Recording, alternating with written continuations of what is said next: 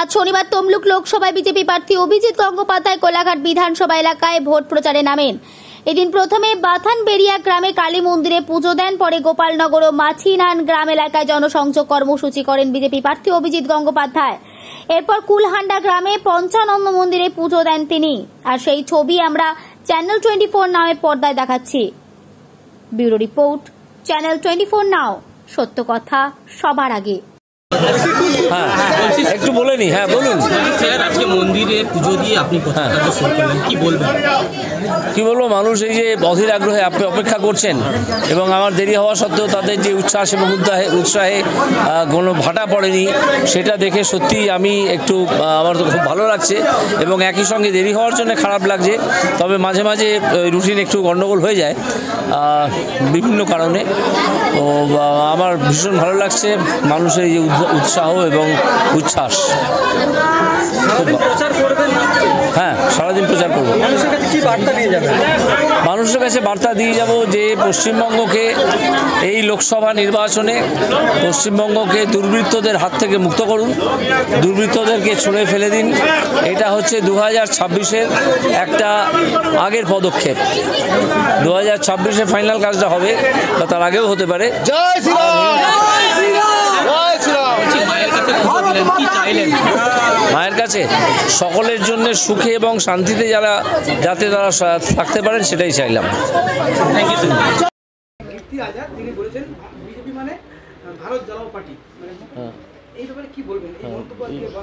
অবশ্য ওদের পাগলের মতো কথাবার্তা বলতে দিন।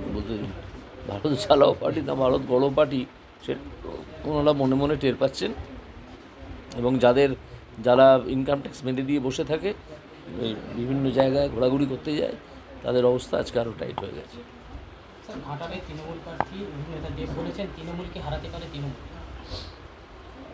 হ্যাঁ, তো দলটা তো ভেঙেই গেছে প্রায়। দলটা ভেতরে ধরছে, যে কোনো দিন ভেঙে পড়ে যাবে। একটা জোর ধাক্কা লাগলেই ভেঙে পড়ে যাবে।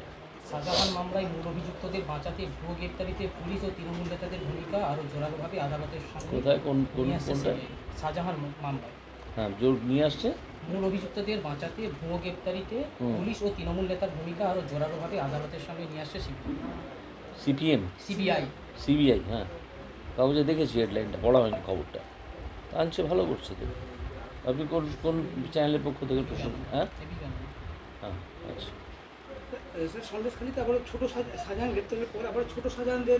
হ্যাঁ, এদের তো বিভিন্ন রকমের শাহজাহান এদের ভান্ডারে থাকে।